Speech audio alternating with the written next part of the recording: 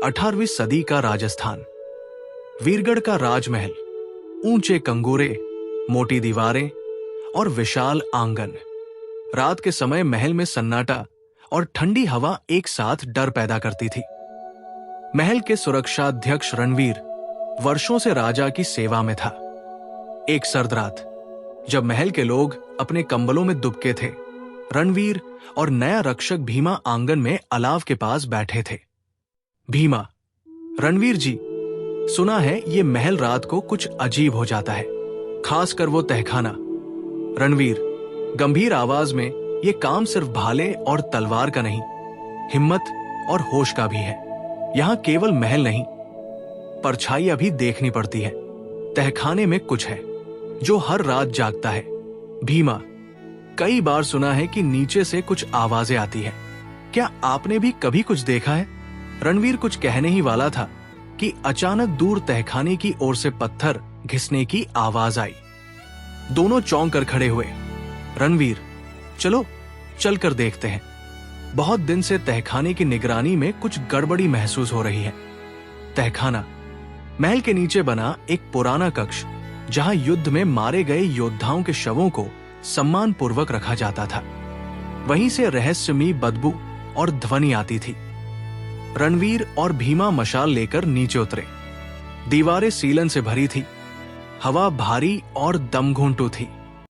अंदर पहुंचते ही उन्होंने देखा राघव, एक बूढ़ा सेवक, एक शव को पत्थर की चौकी पर रख रहा था। रणवीर: राघव, इतनी रात को? राघव: ये योद्धा आज ही सीमा पर शहीद हुआ है। राजाज्ञा है कि शव को तुरंत तहखाने में रखा जाए। भीमा नाक ढकते हुए: ये कैसी बदबू है? राघव: पुराने शवों से आती है। पर रणवीर, ये तहखाना अब सुरक्षित नहीं रहा। मैंने कुछ रातों में देखा है, कोई चीज चलती है यहां। जैसे ही राघव बाहर गया, रणवीर और भीमा को फिर से वही फुसफुसाहट सुनाई दी, अब की बार कुछ ज्यादा नजदीक से। उन्होंने मशाल उठाई और तहखाने के उस कोने में गए जहां अंधेरा सबसे घना था। और तभी एक काली परछाई दीवार के पास से हिली। रणवीर और भीमा जैसे ही उस अंधेरे कोने के पास पहुंचे, उनकी मशालें एकदम धीमी जलने लगी। हवा एकदम भारी हो गई थी और दीवारों पर उभरी छायाएं थरथराने लगी। अचानक सामने की दीवार से एक काली आकृति निकलती है। लंबा कंकाल सा शरीर, गड्ढों में धंसी लाल आंखें और शरीर पर सड़े मांस के चिथड़े। ये वही था भैरव प्रेत, एक श्रापित आत्मा। भीमा कांपती आवाज में: रणवीर जी, ये क्या है? रणवीर: पीछे हट, ये कोई जीव नहीं, कोई शाप है। प्रेत फर्श पर झपटता हुआ उनकी ओर बढ़ता है। उसकी गुर्राहट और सांसों की सड़ान से भीमा कांपने लगता है। रणवीर अपने खंजर को निकालकर सामने करता है, लेकिन वो उस पर असर नहीं करता। तभी प्रेत हवा में लहराता हुआ भीमा की ओर बढ़ता है और उसकी टांग को जकड़ लेता है। भीमा चीखता है, बचाइए। रणवीर उसे खींचता है, मशाल उसकी ओर बढ़ाता है और प्रेत आग से पीछे हट जाता है। रणवीर: आग से डरता है ये। किसी तरह वे दोनों बाहर भागते हैं और तहखाने का भारी पत्थर दरवाजा बंद कर देते हैं। भीमा घायल हो चुका था, उसकी टांग पर काले निशान उभर आए थे। रणवीर उसे उठाकर महल के वैद्य के पास ले गया। अगली सुबह महल के वैद्य ने बताया, ये कोई सामान्य जख्म नहीं है, ये तो किसी असाधारण शक्ति का असर है। शरीर धीरे धीरे गलने लगेगा। रणवीर चिंता में पड़ गया। उसने राघव को बुलाया और पूछा, ये भैरव प्रेत क्या है? राघव धीमी कांपती आवाज में: रणवीर, ये प्रेत उसी राजपुरोहित का है जिसे वर्षों पहले बलि चढ़ा दिया गया था। उसने एक शाप दिया था कि एक दिन उसका रक्त वापस मांगेगा और जब शवों की गिनती अनसुलझी रह जाएगी तब वो लौटेगा। रणवीर समझ गया कि हर रात गायब हो रही लाशें उसी भैरव प्रेत का काम थी। अब उसे रोकना जरूरी था। उस रात रणवीर अकेले मशाल लेकर तहखाने में गया। दीवारों पर मंत्रों से बने पुराने चित्रों को देखा। उन्हीं में एक समाधान छुपा था। प्रेत को तभी शांति मिलेगी जब उसका मूल शरीर अग्नि में प्रविष्ट हो। रणवीर ने महल के पुजारियों से मंत्रों से पूजित अग्नि मंगवाई, फिर अकेले तहखाने में गया और उस एक शव को ढूंढ निकाला जिसके सिर पर तिलक था, वही प्राचीन पुरोहित। तभी भैरव प्रेत फिर प्रकट हुआ, गुर्राता हुआ, हवा में तैरता हुआ, रणवीर पर झपटता हुआ। रणवीर ने वो शरीर उठाया और आग में डाल दिया। पूरा तहखाना कांप उठा। प्रेत चीखा, फड़फड़ाया और उसकी आंखों की लाल चमक बुझ गई और फिर वो राख बन गया। आसमान में तेज आंधी उठी और सब कुछ शांत हो गया। भीमा की हालत धीरे धीरे ठीक होने लगी। महल फिर से सामान्य हो गया। रणवीर आकाश की ओर देखता है और सोचता है, कुछ युद्ध तलवार से नहीं, हिम्मत और बुद्धि से जीते जाते हैं। पर जब वो तहखाने की ओर देखता है, दरवाजे के नीचे से एक काली राख की लकीर अब भी रेंगती दिखती है, मानो भैरव प्रेत पूरी तरह गया नहीं, बस सो रहा है। 3 महीने बीत चुके थे। राजा ने रणवीर की बहादुरी की प्रशंसा करते हुए उसे महल रक्षक की उपाधि दी थी। भीमा अब पूरी तरह ठीक हो चुका था, लेकिन उसके मन में एक डर हमेशा बना रहता था। उस रात की चीखें, वो लाल आंखें और फर्श पर रेंगती परछाई। रणवीर सोच चुका था कि सब खत्म हो गया, लेकिन कुछ अंत नहीं होते, वे बस विलंबित होते हैं। एक रात महल के पुराने हिस्से में अचानक धुआं उठने लगा।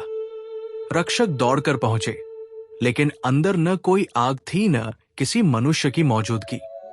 सिर्फ एक पुरानी दीवार पर कुछ उभरे अक्षर, संस्कृत में, जहां राख गिरी वहीं से जीवन उठेगा। रणवीर को जैसे किसी ने ठंडे पानी से जगा दिया हो। यह भैरव प्रेत का संदेश है। वो राघव से मिला और पूछा, क्या यह संभव है कि वो फिर लौटे? राघव धीरे, प्रेत का शरीर राख हुआ था, आत्मा नहीं। अगर उस आत्मा को कोई माध्यम मिल जाए तो वो फिर जीवित हो सकती है। इसी बीच महल में एक नया सेवक आया था, रुद्र नाम का। चुपचाप, संकोची, पर उसकी आंखें बहुत विचित्र थी। भीमा ने एक बार ध्यान से उसे देखा और सहम गया। भीमा, रणवीर जी, उसकी आंखें वैसी ही है जैसी उस प्रेत की थी। रणवीर ने ध्यान नहीं दिया, लेकिन उसी रात जब रुद्र गायब हुआ और महल के एक और सैनिक की लाश तहखाने में पाई गई, काले निशानों के साथ, अब कोई शक नहीं रहा, भैरव प्रेत लौट चुका था। लेकिन इस बार किसी मनुष्य के शरीर में। रणवीर ने पुराने ग्रंथों को खंगाला और एक मंत्र मिला जो प्रेतात्मा को शरीर से अलग कर सकता था, पर उसकी एक शर्त थी। मंत्र पढ़ने वाले की आत्मा एक पल के लिए मृत्यु के द्वार पर खड़ी होती है। रणवीर तैयार हुआ। वो उस रात रुद्र का सामना करता है। रुद्र अब भैरव प्रेत के रूप में बदल चुका है। दोहरी आवाज, लंबी उंगलियां और फिर वही लाल आंखें। रणवीर मंत्र पढ़ना शुरू करता है। रुद्र प्रेत उस पर झपटता है। रणवीर गिरता है, पर मंत्र की अंतिम पंक्ति बोलते ही एक सफेद प्रकाश कमरे में फैलता है। रुद्र जोर से चीखता है, उसका शरीर कांपता है और फिर वो धूल में बदल जाता है। रणवीर बेहोश हो जाता है। 3 दिन बाद रणवीर को होश आता है। राघव उसे देखता है और कहता है, तुमने फिर से महल को बचा लिया। लेकिन रणवीर, ये आखिरी नहीं था। प्रेतों की दुनिया में समय बहुत धीमा चलता है, वो फिर लौटेंगे। रणवीर बाहर देखता है। आकाश में बादल है और दूर जंगल में कोई चुपचाप देख रहा है। 2 लाल आंखें, राख से फिर उठती हुई। भैरव प्रेत के राख में बदल जाने के बाद महल में कुछ समय तक शांति बनी रही, लेकिन रणवीर के मन में एक बात अब भी कौंध रही थी। प्रेत तो राख हुआ, लेकिन वो 2 लाल आंखें जंगल की ओर क्यों देख रही थी? क्या वो कोई और था, या कोई ऐसी शक्ति जो भैरव से भी प्राचीन थी? एक ठंडी रात को महल के नीचे बने गुप्त तहखाने से धातु टकराने की आवाजें आने लगी। रक्षक नीचे गए, देखा एक पत्थर का ताबूत टूटा पड़ा था और उसके नीचे एक काले रंग का रेशमी वस्त्र और उस पर एक मुहर। श्रीभद्र कौल रक्षक नहीं, नाशक था। राघव ने वो नाम सुनते ही सिहरन से कहा, ये नाम फिर से सुनना। स्वयं काल को बुलाने जैसा है। रणवीर चौंका। कौन था ये श्रीभद्र? वो राजपुरोहित था, लेकिन तंत्र विद्या में लीन हो गया। शक्ति पाने के लिए उसने 51 नरबलियां दी और अंतिम बलि राजा के बेटे की मांगी। राजा ने उसे श्रापित कर गुप्त तहखाने में बंद करवा दिया। मरते समय उसने कहा था, मेरी आत्मा को जो छुड़ाएगा वो अपना शरीर खो देगा। रणवीर अब समझ गया था, रुद्र केवल प्रेत नहीं, श्रीभद्र की मुहर खोलने का साधन था। महल के पास के गांव में जानवर मरे हुए मिल रहे थे और कुछ लोगों के शरीर पर संस्कृत में कुछ जलते हुए निशान बनते जा रहे थे। भीमा ने बताया, मुझे रात को कोई सपना आता है। एक साधु काले धागों से बंधा बोलता है, अपनी देह दे दो, मैं लौटना चाहता हूं। राघव घबराता है। ये उसी का संकेत है। श्रीभद्र की आत्मा अब शरीर खोज रही है। उस रात रणवीर को भी वही सपना आया, लेकिन श्रीभद्र ने उसे कहा, तुम्हारी आत्मा शक्तिशाली है, मेरी नहीं। तुम्हारी देह चाहिए मुझे। सुबह रणवीर को अपने शरीर पर हल्की राख जमी हुई मिली। अब निर्णय का समय था। राघव ने एक उपाय बताया। अगर श्रीभद्र की आत्मा को महाशिवरात्रि की रात पंचतत्व में बांधकर अभिमंत्रित जल में विसर्जित किया जाए तो वो कभी वापस नहीं आ पाएगा। लेकिन जिसने ये मंत्र पढ़ा उसका मन जीवन भर अंधेरे से जूझता रहेगा। रणवीर ने निर्णय ले लिया। महाशिवरात्रि 3 दिन दूर थी। तीसरी रात रणवीर ने जंगल के बीच प्राचीन यज्ञ वेदी बनाई। चारों ओर दीप, एकांत और मध्य में ताबूत के अवशेष। जैसे ही वो अंतिम मंत्र पढ़ने लगा, हवा ठहर गई। चारों ओर धुना और उसमें श्रीभद्र की आत्मा प्रकट हुई। सिर मुंडित, आंखें काली, शरीर हड्डियों का, और बोलता है, तू मुझे नहीं रोक सकता। मैं वो जिसे देवता भी न जला सके। रणवीर ने आंखें बंद कर मंत्र जारी रखा। श्रीभद्र ने उस पर छलांग मारी, लेकिन एकदम उसी क्षण राघव और भीमा ने जल को वेदी पर छिड़क दिया। एक तेज चीख और श्रीभद्र राख में बदल गया, हमेशा के लिए। रणवीर बैठा है, अकेला, शांत, पर उसके चेहरे पर एक साया है। राघव धीरे से पूछता है, सब खत्म हो गया, लेकिन तुम चुप क्यों हो? रणवीर मुस्कुराता है, शरीर मेरा है, लेकिन रात में कभी कभी कोई दूसरा मेरी आंखों से देखता है। श्रीभद्र की आत्मा को बांधकर राख में बदल देने के बाद सब शांत लगने लगा था, लेकिन रणवीर अब भी रात में अजीब सपनों से परेशान था। कभी वो खुद को एक श्मशान में खड़ा देखता, कभी किसी अजनबी की आंखों से महल को घूरता। उसके शब्द अब धीरे धीरे बदलने लगे थे। उसकी आंखों में अब कभी कभी लाल चमक भी दिखती थी। राघव ने महसूस कर लिया, रणवीर अब पूरी तरह वही नहीं रहा। उसके भीतर कुछ और सांस ले रहा है। तभी गांव में एक नया साधु आया, कनकनाथ, जिसके चेहरे पर चमक थी, लेकिन आंखों में गहराई थी। उसने महल की ओर देखते ही कहा, यहां कुछ अधूरा है, कोई आत्मा अभी पूरी तरह मुक्त नहीं हुई। राघव ने उसे सारी बात बताई। कनकनाथ ने गहरी सांस ली। तुमने शरीर को बांधा, लेकिन आत्मा ने अब रणवीर को चुना है, और जब तक उसका पूर्ण विसर्जन नहीं होगा, रणवीर को चैन नहीं मिलेगा। या तो वो उसकी देह लेगा, या रणवीर उसे आत्मबल से जला देगा।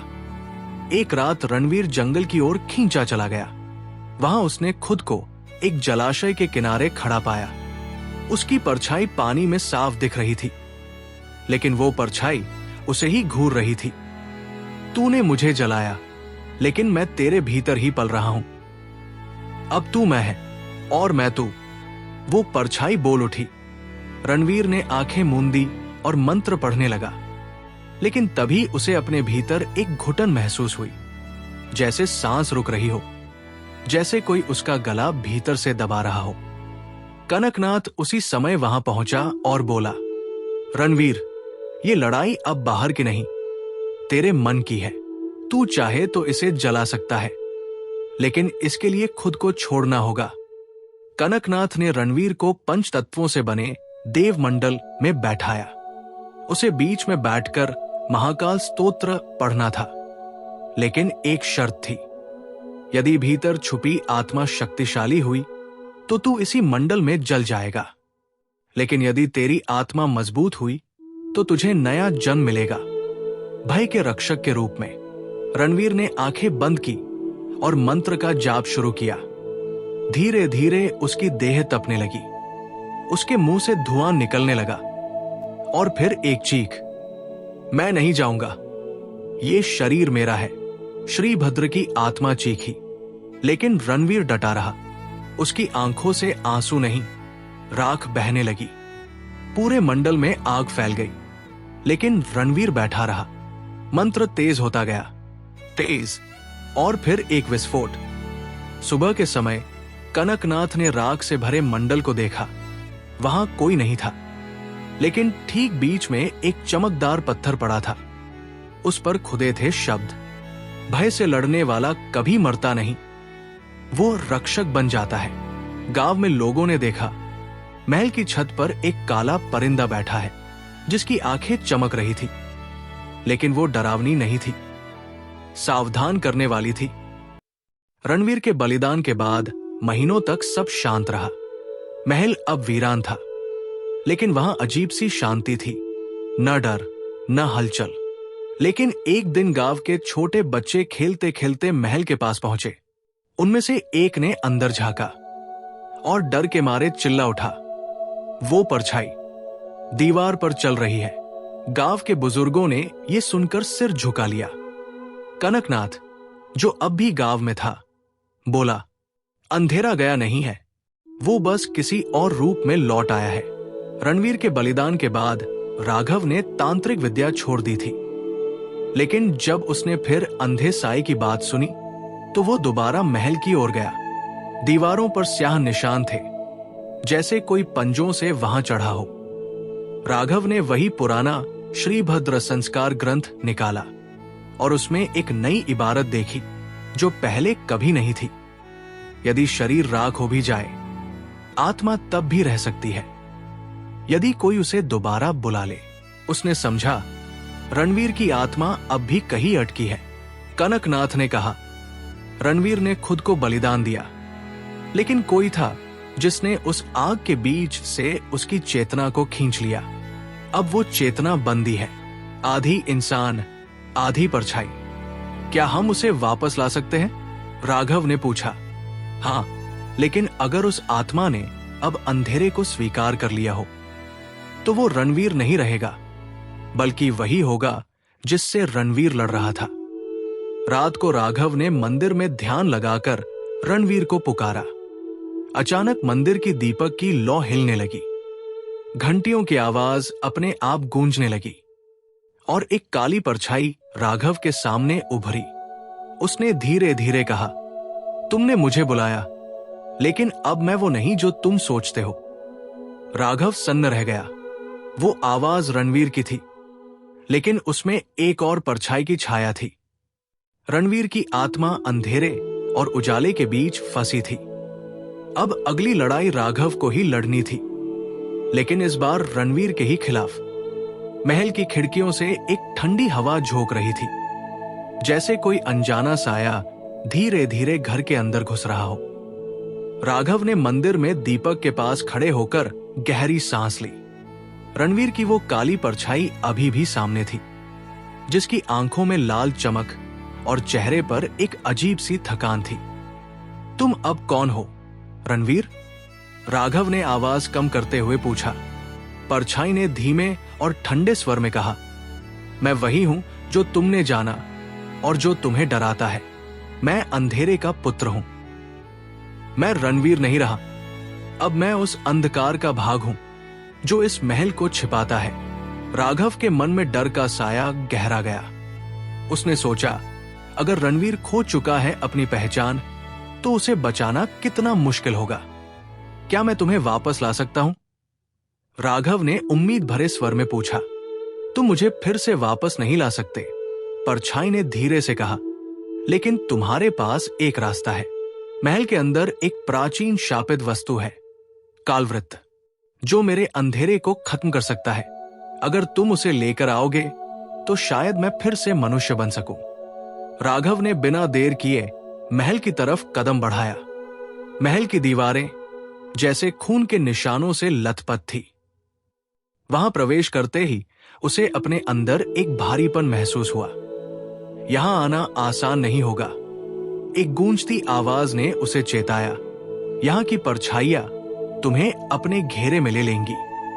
राघव ने हिम्मत बंधाई और आगे बढ़ा।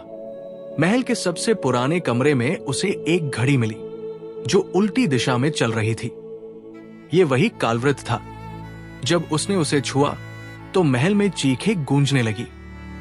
अचानक वो परछाई सामने आई। यदि तुम सच में मेरी आत्मा को मुक्त करना चाहते हो तो अपने दिल की सबसे गहरी भक्ति दिखाओ। केवल साहस ही मुझे इस अंधकार से बाहर निकाल सकता है। राघव ने आंखें बंद की और अपनी पूरी शक्ति से मंत्र जपना शुरू किया। कमरे की दीवारें फटने लगी और अंधेरा धीरे धीरे पिघलने लगा। अचानक एक तेज रोशनी फैली और परछाई ने मानव रूप ले लिया। वो रणवीर था, लेकिन अब भी उसकी आंखों में कुछ दर्द और अधूरापन था। मैं वापस आ गया हूं, उसने धीरे से कहा, लेकिन अब मेरी लड़ाई खत्म नहीं हुई है। ये महल अब भी खतरों से भरा है। हमें इसे पूरी तरह से साफ करना होगा। राघव ने सिर हिलाया। हम साथ हैं, रणवीर। अब अंधेरा कभी नहीं जीत पाएगा। महल की दीवारों पर अब भी पुराने डर की परछाइयां थी, लेकिन रणवीर और राघव के दिलों में एक नई उम्मीद जगी थी। रणवीर, जो अब वापस मानव रूप में आ चुका था, अपने भीतर छिपे अधूरे दर्द को सहते हुए बोला, ये महल हमारी आखिरी लड़ाई है। अगर हम इसे साफ कर दें तो गांव और आसपास के लोग फिर कभी भय से नहीं डरेंगे। राघव ने मुस्कुराते हुए कहा, तुमने जो जादू और अंधकार सहा है उससे लड़ना आसान नहीं होगा, लेकिन हम साथ हैं और साथ में हर बाधा पार कर लेंगे। रणवीर और राघव ने महल के तहखाने की ओर कदम बढ़ाए। तहखाना अंधेरा और सड़ी हुई लकड़ी की गंध से भरा था। दीवारों पर चमकती पुरानी लकीरें, जैसे कोई प्राचीन मंत्र लिखे हों। यहां कहीं उस शक्तिशाली अंधेरे की जड़ है, रणवीर ने कहा। राघव ने पुरानी किताब खोली और पढ़ा। जिस स्थान पर अंधेरा सबसे घना हो, वहीं से उसकी जड़ को काटना होगा। केवल वहीं से महल का अंतिम सफाया संभव है। दोनों ने तहखाने के एक गहरे कोने में एक काला क्रिस्टल पाया जो अजीब सी ऊर्जा छोड़ रहा था। जैसे ही रणवीर ने क्रिस्टल को छुआ, एक भीषण चीख महल में गूंज उठी। अंधेरे की परछाई फिर से प्रकट हुई, लेकिन इस बार रणवीर के साहस और राघव की बुद्धि के सामने वो कमजोर पड़ने लगी। मैं तुम्हें हमेशा के लिए अपने कब्जे में रखूंगा, अंधेरे ने गर्जना की।